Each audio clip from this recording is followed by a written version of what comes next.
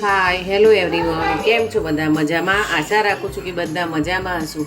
Panchal back ચેનલમાં આપ સૌનું સ્વાગત છે. તો પહેલાં સૌને બધાને મારા જય શ્રી કૃષ્ણ. આજે હું રેસીપી લઈને આવી છું એક કટોરી ચાટ. કટોરી ચાટ બનાવવા માટે મેં અહીંયા મેંદાનો લોટ બાંધ્યો છે. તો જેમ સમોસાનો લોટ આપણે બાંધીએ એવી રીતે લોટ બાંધેલો છે. એકચ્યુઅલી મેં કાલે જે સમોસા બનાવ્યા હતા એમાંથી મેં થોડો લોટ રવા દીધો છે કે જેથી કટોરી ચાટ બનાવી શકાય. એટલે અત્યારે હું એમાંથી બનાવું છું નાની નાની કટોરીઓ. કટોરી કેવી રીતે બનાવી હું તમને અહીંયા બતાવીશ. તો પહેલાં હું નાના પહેલાં લુવા કરી દઉં, પછી એમાંથી આપણે કટોરી તૈયાર. મેં નાના એના લુવા કરી લીધા છે. હવે આપણે એની નાની પૂરી બનાવીશું. આ લોટ બાંધવા માટે મેં મેંદાનો ઉપયોગ કર્યો છે. મેંદામાં સહેજ અજમો અને મીઠું અને પછી મોયણ, એટલે કે આમ મુઠ્ઠી વાળીએ તો લોટમાં મુઠ્ઠી ભરી જાય એટલું મેં મોયણમાં એડ કર્યું છે અને મેં લોટ બાંધ્યો છે.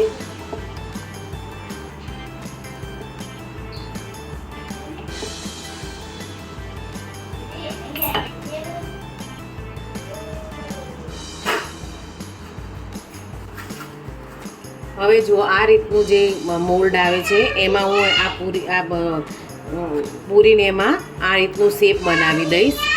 શકો છો ગાઈઝ કે મેં આમાં પૂરી એડ કરી દીધી છે. એકચ્યુઅલી મારી પૂરી બિલકુલ નાની બની છે. હવે હું બીજી બનાવીશ તે થોડી મોટી બનાવીશ. આ રીતના મોલ્ડ અહીંયા બેકિંગવાળાથી આપણને મળી રહેશે ઇઝીલી.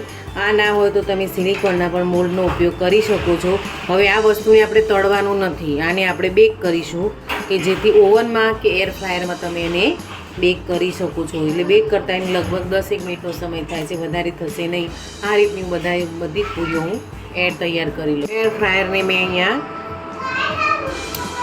પ્રીહીટ કરવા માટે મૂકી દીધું છે કે 200 ડિગ્રી સેલ્સિયસ કંઈક 5 જ મિનિટ માટે એને મેં એર ફ્રાયરને પ્રીહીટ કરવા માટે મૂક્યો છે. હવે હું આમાં કટોરીઓ આમાં મૂકી દઈશ. જો તમારે એને ફ્રાય કરવી હોય તેલમાં તો પણ કરી શકો છો, પણ હું અહીંયા એને બેક કરું છું કે જેથી તેલનો ઉપયોગ ન થાય. જો હેલ્થ કોન્શિયસ હોય તો તમે આ રીતે કરી શકો છો.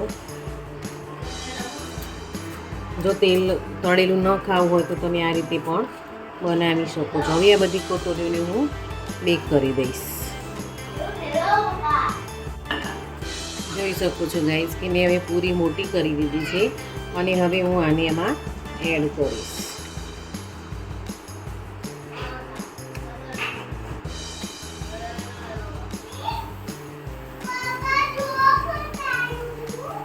જોઈ શકો છો ગાઈસ કે મેં આમાં એડ કરી દીધી છે. હવે આપણે આ વસ્તુ બધી બનાવી દઈએ પછી એને બેક કરવા માટે મૂકીશું. જોઈ શકો છો ગાઈસ કે હવે અંદરનું બેટર બનાવવા માટે મેં અહીંયા ઓનિયન, પછી મકાઈ, કેપ્સિકમ અને ટામેટાં અહીંયા તમે અલગ અલગ ફ્રાય કરી શકો છો. મેં અહીંયા બધું ભેગું કરી દીધું છે. આ બધી જ વસ્તુ આપણે અંદરનું બેટર બનાવવા માટે ઉપયોગ કરીશું. અહીંયા મેં એક તપેલું કઢાઈ મૂકી છે, એમાં મેં 2 ચમચી જેવું તેલ એડ કર્યું છે. હવે આ બધી વસ્તુ એમાં જીરું એડ કર્યું છે અને પછી આ જીરું એડ થઈ જાય એટલે મેં એમાં બધી જ વસ્તુ એડ કરી છું. આમ તો ટમેટો પછી એડ કરાય, પણ મારાથી બધું મિક્સ થઈ ગયું છે. જો તમારે એ રીતે કરવો તો તમે એ રીતે કરી શકો છો. હવે આ બધી વસ્તુઓને આપણે ચડવા દઈશું. જો અહીંયા ચાટમાં તો તમે ગમે તે વસ્તુ એડ કરી શકો છો. ચણા છે, ફણગાવેલા મગ છે, કે પછી તમને જે પસંદ હોય તમે એડ કરી શકો છો. મારી જોડે અત્યારે જે અવેલેબલ છે એ જ વસ્તુ મેં અહીંયા એડ કરી છે. તમારી જોડે જે વસ્તુ હોય તે તમે એડ કરી શકો છો. હવે આ વસ્તુને આપણે થોડી એનો કાચો જે ટેસ્ટ છે એ દૂર થઈ જાય ત્યાં સુધી આપણે એમાં એને તળવા દઈશું. અહીંયા સિઝનિંગ કરીશું. એમાં હું એડ કરીશું સ્વાદ અનુસાર મીઠું,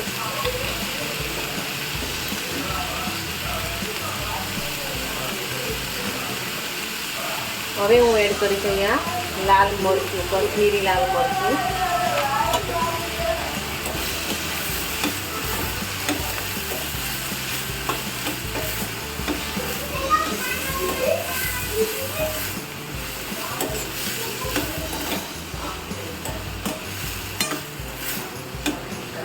આ જેટલું કાચું હશે એટલું સરસ લાગશે.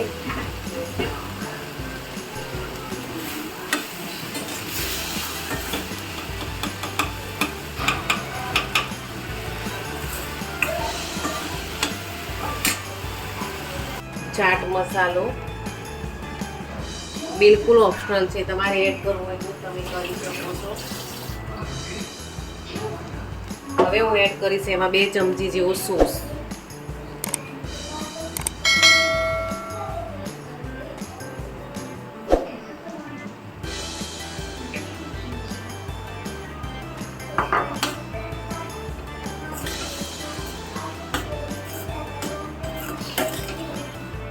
આપણું બેટર બિલકુલ ઓલમોસ્ટ તૈયાર થઈ ગયું છે. હવે તમે આ જગ્યાએ ચીઝ પણ એડ કરી શકો છો. જો તમને અનુકૂળ આપતી હોય તો તમે અંદર એડ કરી શકો છો. એ તમારો ચોઈસ ઉપર આધીન છે. અને ખાલી તો તમારે પીઝાનું બેટર જેવું ન અને પીઝા જેવું ન બનાવવું હોય તો તમે એમાં ખાલી ચાટ મસાલો અને જે વસ્તુ છે એ તમે એમાં એડ કરી શકો છો. મેં અહીંયા જરા આમાં પીઝાનો થોડો ટેસ્ટ આપ્યો છે કે જેથી મારા બાળકોને બહુ જ ભાવે છે, એટલા માટે. ચીલી ફ્લેક્સ તમારે એડ કરવો તો એડ કરી શકો છો, નહીંતર અવોઇડ પણ કરી શકો છો. અને હવે હું એડ કરીશ એમાં મિક્સ હબ. અહીંયા હું પીઝાનો થોડો ટેસ્ટ આપવા જઈ રહી છું, કારણ કે મારા બચ્ચાઓને પીઝાનો ટેસ્ટ બહુ જ મજા આવે છે, એટલા માટે. હવે હું એમાં એડ કરીશ મિક્સ હબ.